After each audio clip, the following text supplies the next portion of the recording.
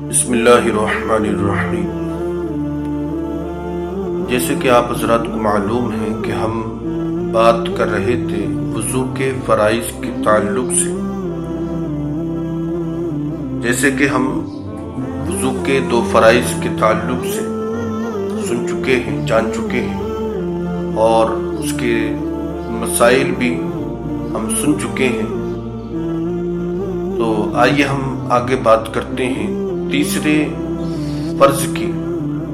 جو وضو میں 4 باتیں فرض ہیں، ان میں سے 2 فرائض کی ہم بات کر چکے ہیں۔ آج انشاءاللہ ہم 2 فرائض کی بات کریں گے۔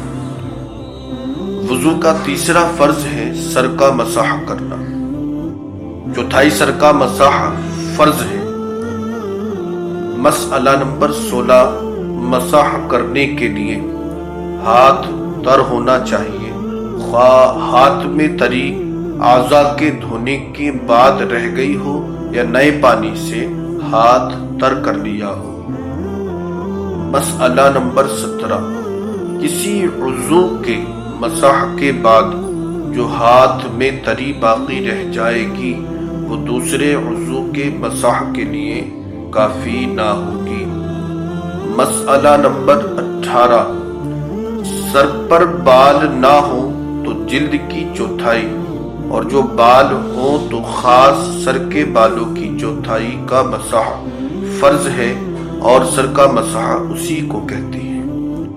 مسئلہ نمبر 19، عمامے، ٹوپی، دوپٹے پر مسح کافی نہیں۔ ہاں، اگر ٹوپی دوپٹہ اتنا باریک ہو کہ تری پھوٹ کر چوتھائی سر کو تر کر دے تو مسح ہو جائے گا۔ مسئلہ نمبر 20، سر سے جو بال لٹک رہے ہوں ان پر مسح کرنے سے مسح نہ ہوگا۔ اب آئیے بات کرتے ہیں وضو کے چوتھے فرض کی۔ گٹوں سمیت پیروں کا دھونا فرض ہے۔ اس کے تعلق سے علماء کرام بیان فرماتے ہیں کہ مسئلہ نمبر 21 میں ہے کہ چھلے اور پاؤں کے گہنوں کا وہی حکم ہے جو اوپر بیان کیا گیا۔ مسئلہ نمبر 22، بعض لوگ کسی بیماری کی وجہ سے پاؤں کے انگوٹھوں میں اس قدر کھینچ کر تاگا باندھ دیتے ہیں کہ پانی کا بہنا درکنار تاگے کے نیچے تر بھی نہیں ہوتا۔ ان کو اس سے بچنا لازم ہے کہ اس صورت میں وضو نہیں ہوگا۔ یعنی آپ بات سمجھیں کہ کبھی کبھی کیا ہوتا ہے کہ ہمارے کچھ مسلمان بھائی کسی بیماری کی وجہ سے پاؤں کے انگوٹھے میں ایک تاگا باندھ لیتے ہیں، اور اس کو اتنا سخت باندھتے ہیں کہ اگر پانی ڈالا جائے تو تاگے کے نیچے پانی تر بھی نہیں ہوتا، پہنچ نہیں پاتا۔ تو ایسی صورت سے مسلمان کو بچنا لازم ہے، ضروری ہے، اور اگر پانی نہیں پہنچا تو اس صورت میں وضو نہیں ہوگا۔ مسئلہ نمبر 23، گھائیاں اور انگلیوں کی کروٹیں، تلوے، ایڑیاں، اونچیں سب کا دھونا فرض ہے۔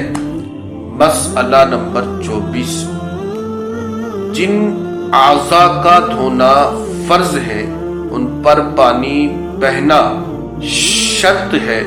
یہ ضرور نہیں کہ قصداً پانی بہائیں، اگر بلا قصد اختیار بھی ان پر پانی بہہ جائے۔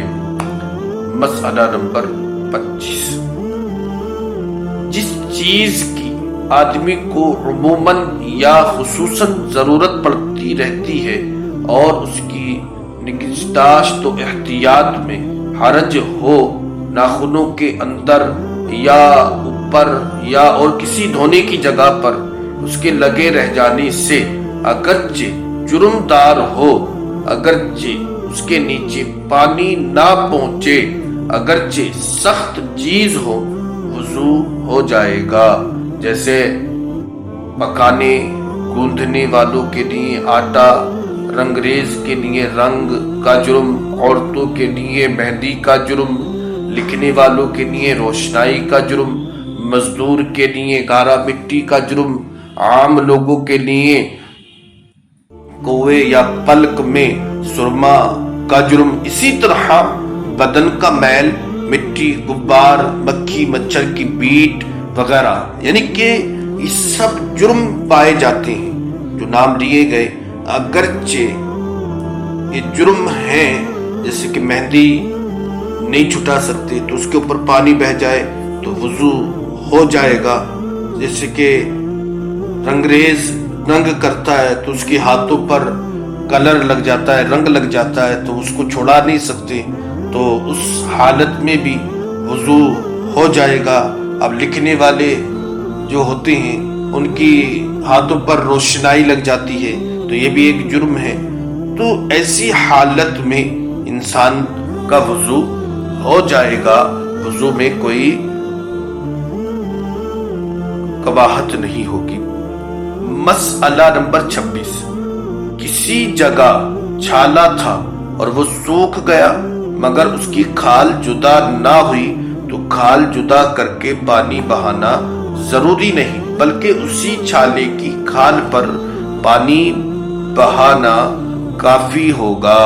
پھر اس کو جدا کر دیا تو اب بھی اس پر پانی بہانا ضروری نہیں۔ تو میرے پیارے اسلامی بھائیوں، جیسے کہ ہم وضو کے چاروں فرائض کے تعلق سے سن چکے ہیں ماشاءاللہ، اور ہم